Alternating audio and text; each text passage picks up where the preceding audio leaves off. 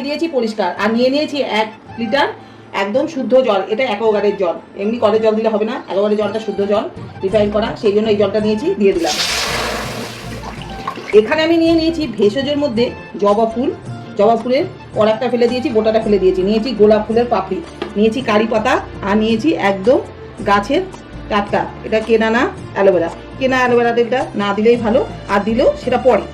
এটাকে আমি খোসাটা ছাড়িয়ে জেলটা বার করে নেবো। নিয়ে নিয়েছি 2 চামচ চাল, 2 চামচ চা পাতা, আর 3 চামচ মেথি। এই সব কিছু এখন আমি, এই জলটা গরম হয়ে গেছে, জলের মধ্যে দিয়ে দেবো। দিয়ে দিলাম। এবার অ্যালোভেরাটা ছাড়িয়ে আমি এর মধ্যে দিয়ে দেবো। আমি 1 লিটার জলকে সব শুদ্ধ ফুটিয়ে 500 জল করবো। গ্যাসটা হাই ফ্লেমে রেখে দিই। হাই ফ্লেমে রেখে দিয়ে আমি 15 মিনিট ভালো করে ফুটিয়ে নিয়েছি। এই যে সব সেদ্ধ হয়ে গেছে। এবার গ্যাসটা আমি বন্ধ করে দিয়ে একটা কাচের বাটিতে ঢেলে ঠান্ডা করবো, সব শুদ্ধ রেখে দেবো, ঠান্ডা হওয়া অবধি। সমস্ত কিছু ঠান্ডা করে নিয়েছি। এবার নিয়ে নিয়েছি একটা ছাঁকনি, আর নিয়েছি একটা কাচের বাটি। সবসময় এই কাচের বাটি ব্যবহার করতে হবে, প্লাস্টিক বা স্টিলের বাটি ব্যবহার করা চলবে না।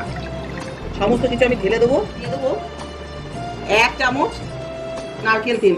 তেল যদি বলেন তেলটা কেন আমি তৈরির সময় দিলাম না, তেলটা রান্নার মধ্যে দিলে না তেলের গুণ নষ্ট হয়ে যায়, এই জন্য ঠান্ডা করে আমি তেলটা দিলাম। তৈরি হয়ে গেল আমার সিরাম।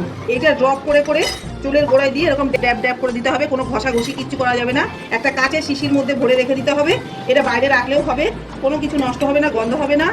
স্নানের শ্যাম্পু করার 1 ঘন্টা আগে এটা মাথায় দিয়ে ড্যাব ড্যাব করে দিয়ে মাথাটাকে শ্যাম্পু করে ফেলতে হবে। এটা খুশকি কমবে, চুল গজাবে, নতুন চুল গজাবে, আর চুল পড়াটাও দেখছে না, ছেঁকে নিয়েছি। এটা কিন্তু আমি ফেলবো না, এটা আমি মিক্সিতে পেস্ট করে মাথায় কাদা কাদা করে মাথায় দিয়ে তারপর শ্যাম্পু করে ফেলবো। এটা তো আর সবসময় থাকবে না, এটা আমি একদিনই হবে, কিন্তু এটা আমি রেখে দিয়ে ব্যবহার করবো।